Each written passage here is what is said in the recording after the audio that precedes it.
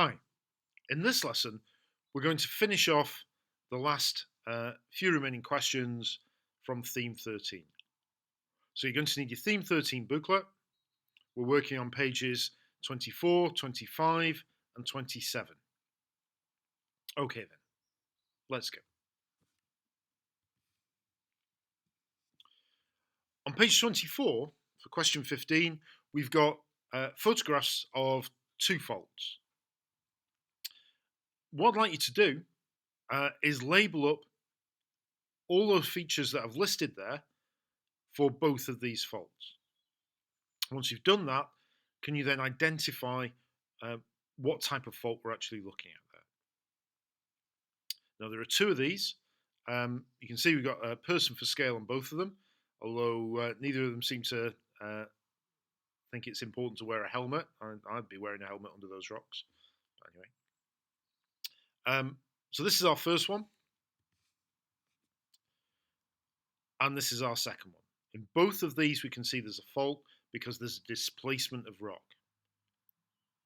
Can we find the fault plane, draw some arrows on to show which way the different blocks have moved, label these different features? Remember, throw is a vertical displacement of beds. What type of stress caused these, and then what type of fault are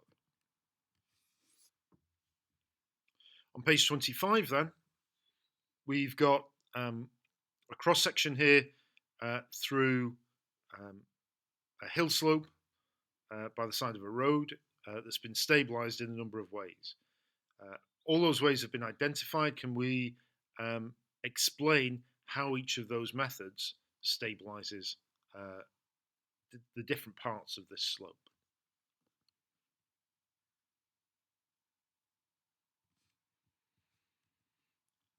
And finally, it's time to revisit what's in a word. Have a look on page 27. Are there any of these definitions now that we need to improve? We're geological experts now at each of these ideas, or are we completely there? If we're happy with our definitions, you can put an arrow right through to the end, or do we need to improve what we think about each of these words and their meanings? Okay, so it's time to press pause, have a go at those questions, complete any loose ends that we've got from theme 13. So we're ready to start our next topic, next lesson. Have a go at that now.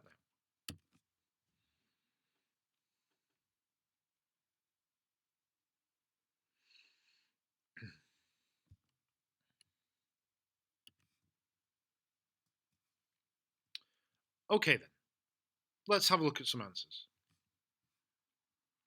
So this was our first fault that we needed to identify. First of all, let's put the fault plane in there. We can see we've got a very distinctive bed that's been displaced. If we put some arrows on that, that shows our movement. That distinctive bed, what we call a marker bed, shows us the movement. Let's label up some of the sides. So the footwall there is the up throw side. The down throw side is on the hanging wall of this fault. The throw is in like that, maybe about 1.5 meters or so. Obviously, it depends how tall your man is to work out exactly. Now, the stress that forms this fault is tensional. This bit of the crust has got longer. It's been stretched. So we've got a tensional stress creating this. Now, because of this tensional stress, because the hanging wall of this fault is down thrown, that makes this fault normal.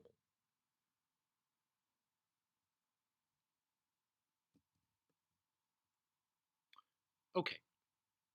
If we look at our second fault, again, someone else who thinks that rocks don't fall off loose cliffs.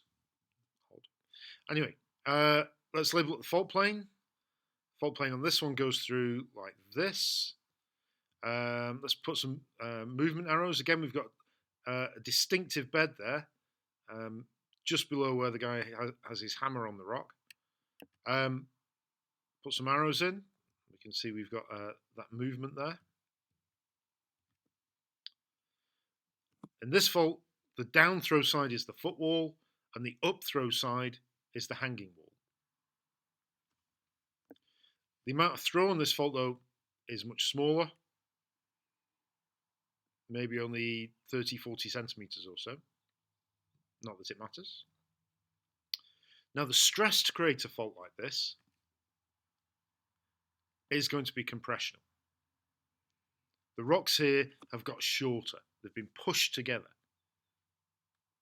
Because then we've got compressive stress, because on this case the hanging wall is the up throw side of the fault, that makes this fault reverse.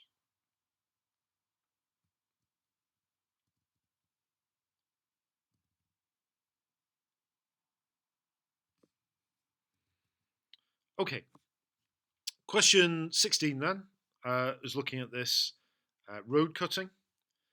We've got all these different techniques that have been used to stabilize a slope. First of all, the face has been cut into steps, so method P reduces the height of a slope. That does make it more stable. And also, it makes benches in the slope. These benches help to catch fallen blocks of fractured limestone. Q then, above this area then we've got mesh nets suspended. And the mesh nets are simply there to catch small fragments of that fractured limestone, to stop them or slow them down for moving, certainly from falling off further down so it gets towards the road.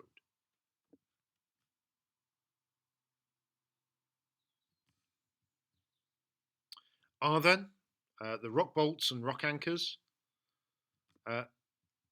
They pin loose blocks of limestone to more solid rock deeper down.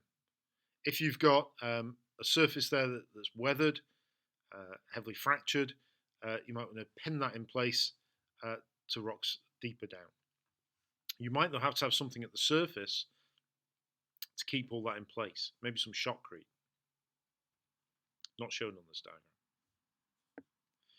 Finally, S then, the gabion baskets. Now the gabion baskets load the toe of that unconsolidated clay. Clay is unconsolidated, it's loose. It can also flow, especially if it's full of water. So that those gabion baskets, there's a retaining wall to stop that clay flowing down the slope. And also they've used gabion baskets because that will allow water to drain out.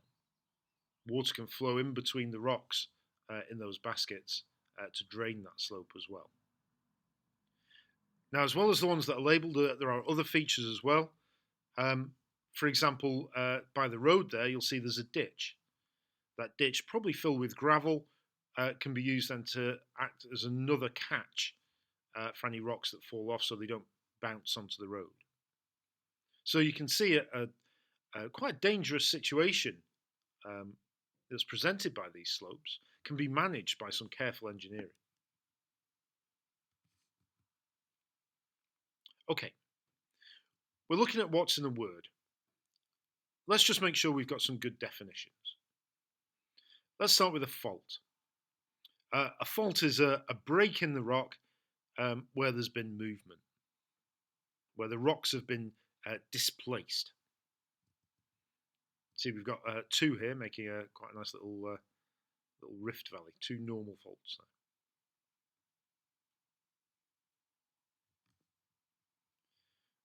there. Stress and strain. Stress is the force applied to a rock, usually by plate tectonics, but there are some other causes of stress, but plate tectonics is the main one. So stress is the force applied to a rock. The strain then is the deformation that occurs as a result of that stress.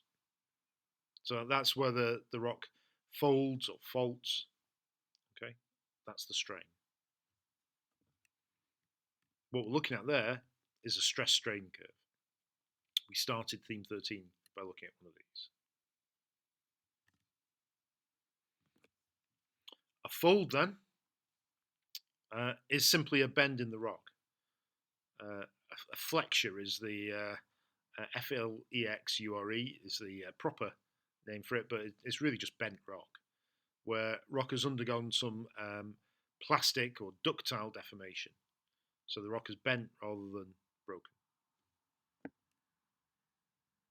You can see here we've got a whole series of antiforms and synforms that quite nicely show asymmetric folding, where folds have limbs of different lengths.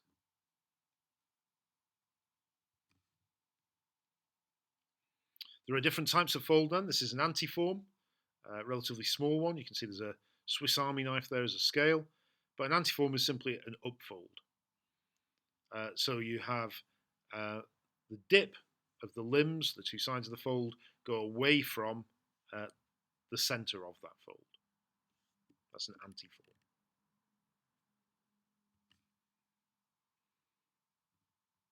If an antiform is an upfold, a synform is a downfold.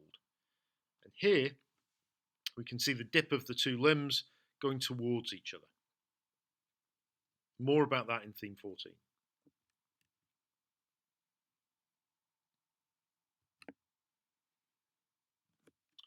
An axis then is the middle of the fold. This is what we call the hinge point, where the beds are actually bent, where the dip changes from one direction to another.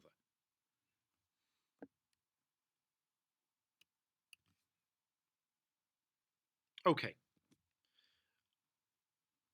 As we see the sunset on a fold, can you work out what type it is from the dip of the rocks here? That brings us to the end of theme 13. So we've looked at all the different ways that rocks can get deformed because of stress.